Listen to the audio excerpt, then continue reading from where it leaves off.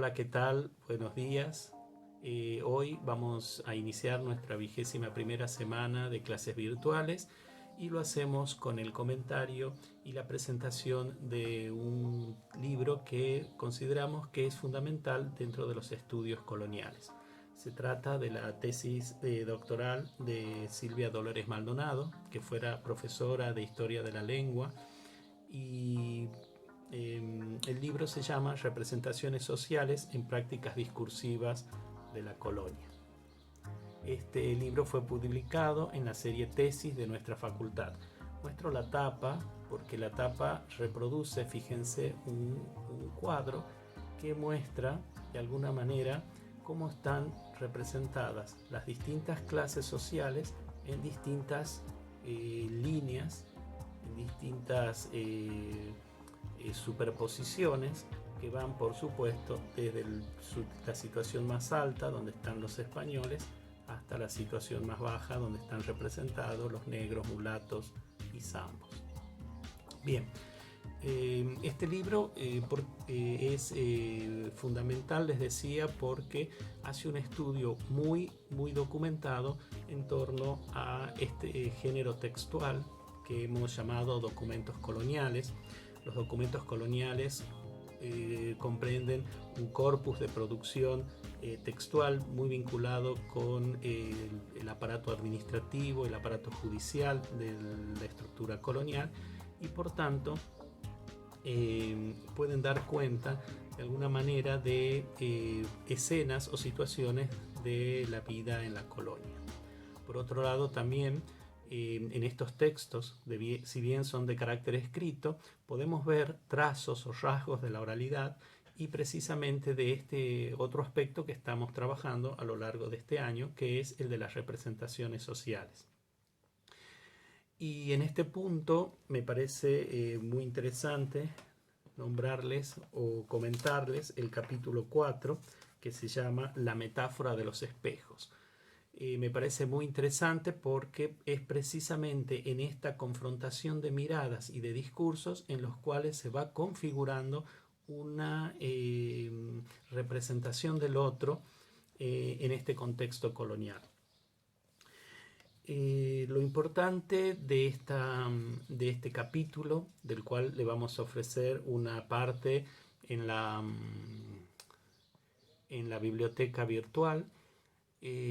como les decía, lo importante de este capítulo es precisamente que liga una mirada o las miradas con las voces. Dicho de otra manera, son las voces que afloran o que emergen en los documentos coloniales los que nos permiten reconstruir un juego de quién mira a quién mira, y por lo tanto de quién representa a quién a través del discurso, y con elementos o fórmulas del discurso muy representativas. Como ustedes pueden advertir, el hecho de usar la palabra fórmulas nos posiciona dentro de un sector más acotado, algo de lo que ya veníamos hablando a lo largo de este año, que es las expresiones, que son las expresiones de las fórmulas de tratamiento. En ese sentido,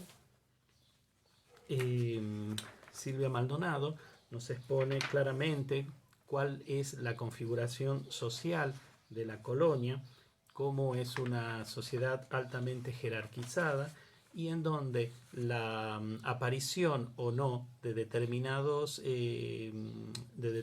denominaciones tienen que ver precisamente con la configuración del poder, la autoridad y del sector que ocupa cada uno de los sujetos dentro de esa estructura social y cultural. Por lo tanto, se hace hincapié precisamente en esas formas de nombrar, de decir al otro, y cómo con esas formas de nombrar y decir también lo estoy ubicando en un estatus y en una jerarquía social. Personalmente me parece que la revisión de este capítulo puede aportar datos fundamentales para comprender